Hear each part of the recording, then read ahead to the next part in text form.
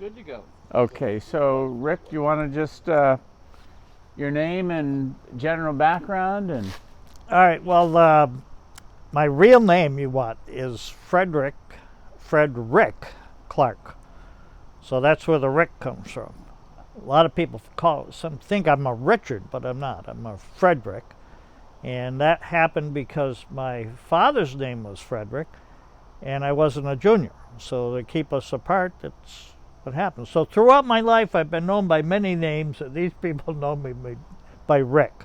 That's my favorite name. So yes, I was brought up in Deerfield at Clarkdale Fruit Farm. I was a farm kid, and I spent a lot of time there. Went to Deerfield Academy to school, and then on to UMass from there. And that was the time when Frank Boyden was headmaster at Deerfield, and he was also the chairman of the draft committee for the county. And so I knew Frank. I knew him different ways, but when it came to the draft, that's how I wound up in the service. And I was already working as a teacher. I was working in Suffield, Connecticut as a vocational agricultural teacher. I had a nice job. I had started a whole new program down there. And 2 years later, I got the call, and I was married too at the time.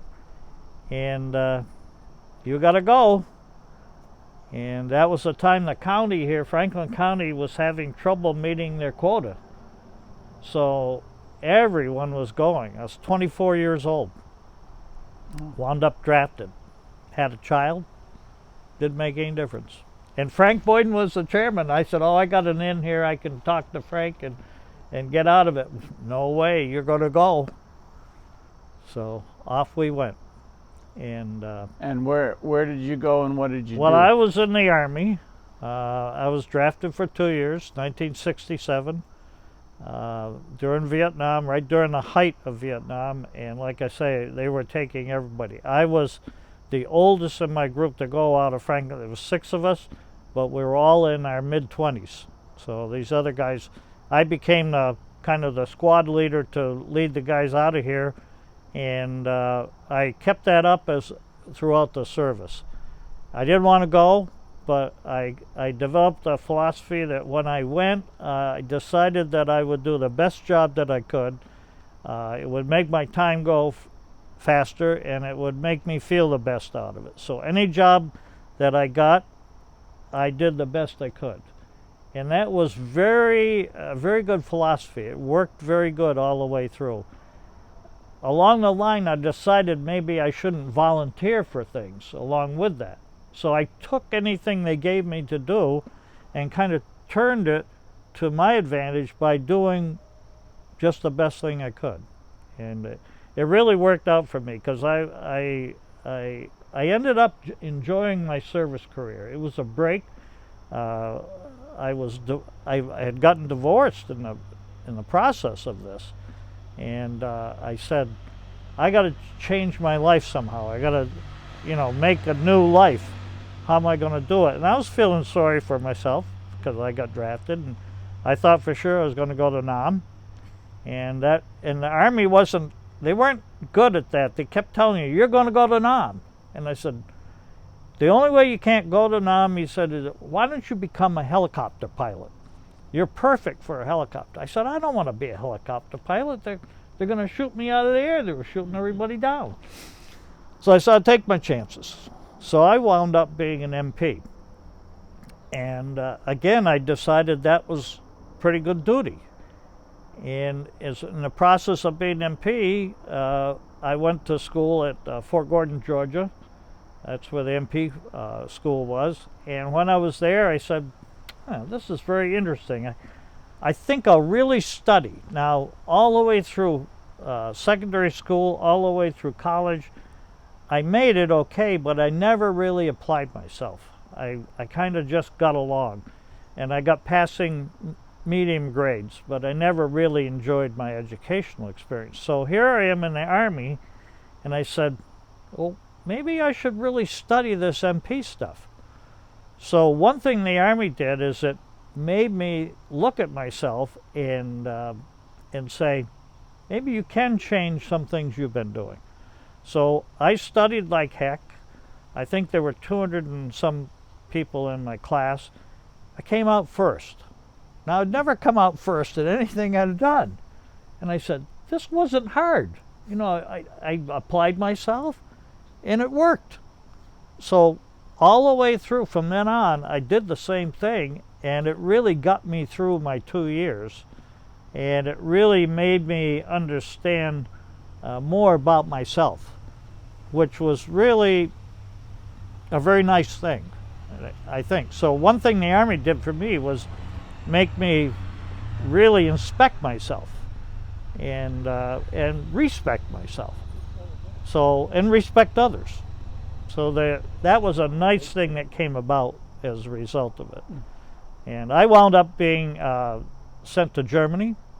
And after I got to Germany, again, I had a supportive job, and I wound up working for the Provost Marshal's office, and I wasn't an on-the-street MP. So as a result, I wound up working for the Provost Marshal's office. He said, you're a pretty good writer. He said, can you type? I said, no, I can't type. I said, never had a chance to type. He said, well, you're going to have to type if you're going to work for me. He said, I'll send you to typing school. He said, you have to type 60 words a minute when you come out. So I went to typing school. 2 weeks I could type 60 words a minute because I applied myself again. That was the neat thing about this. So I got back, and he said, I was a Spec 4. He said, I can't have a Spec 4 answer my phone. He said, I got to have a sergeant answer my phone and write my letters. He said, okay, tomorrow you'll be an E5 sergeant. So that's how it went from there on. It was a pretty good duty that I had. And so I came out of the service and went back to my job. I was teaching school in Connecticut. I taught school for 16 years. I enjoyed it very much. I have some of these folks here are teachers. So here's another teacher, you know, that's part of this group. So one nice thing about the service is it got me to know a lot of people. I like people, and that was a good thing, and that was a bad thing, because you'd get to know somebody, and they'd get orders, and off they'd go. So that was kind of a sad thing for me with the service. But I realized after a while that happened, you know, and that happens in life. But the nice thing was that I was able to serve my country, and I thought that was a good thing. And we're still serving our country, I think, by keeping us going. I mean, it's a nice thing about this event that happens here, and I think this is a nice thing about building bridges. I think building bridges is a nice way to bring folks together with similar backgrounds that are allowed to share it. It gives you a stage. And a lot of the people that I've met at building bridges, I never knew before. And I think the biggest problem with these things is hard to get people to come. And I think a lot of us have asked people to come, and they haven't come, and we wonder why. Well, it's hard for them to get kind of over that ledge. But I think if you ask enough, they do come. So there is I think a big missing factor here, we've all spoke about it, is that we miss seeing each other. And we enjoy our food. I mean, that's a good place to get together, is over food, and it always works. But there's a sharing that goes on at building bridges, and I know what the mission is all about, and it certainly is very worthwhile, and it's a missing link almost in my weekly routine, you know, and that's kind of what's happened with this COVID. You know, you miss these little things, and somehow you have to make it up, and this is one way that it's being made up, is like here. And Skip has been so dedicated to having people here. It's nice.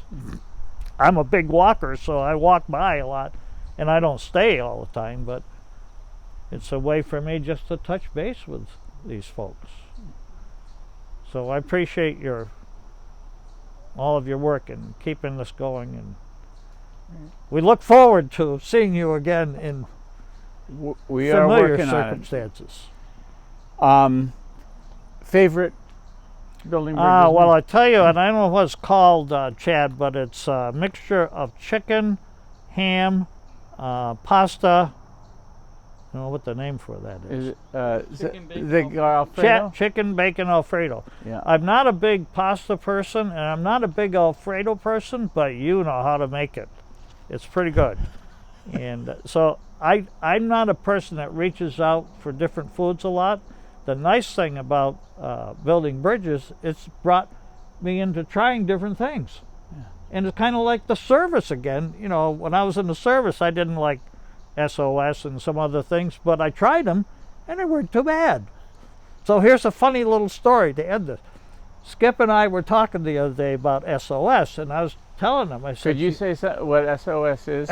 SOS is on a shingle, and a lot of us like it, and some of us know it as some of it know us as a dried beef and gravy on toast, and some of us know it as Hamburg gravy on toast. So all the time I'm talking to Skip, I'm thinking of the dried beef and gravy on toast, and he's thinking Hamburg gravy. So we go on in this conversation. I said, you know, you can get this stuff. It's made by Stouffer's. I said, my wife used to make it. It was so delicious, but then we discovered the Stouffer's was better than you could make. So I tell him, go to the store, go to the frozen section, go to Stouffer's. You can find it. It's right there. It's in the red and brown package. You know. So he goes and he looks.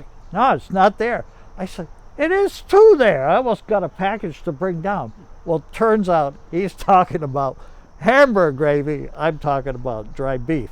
But that was a funny little ending to it. But anyway.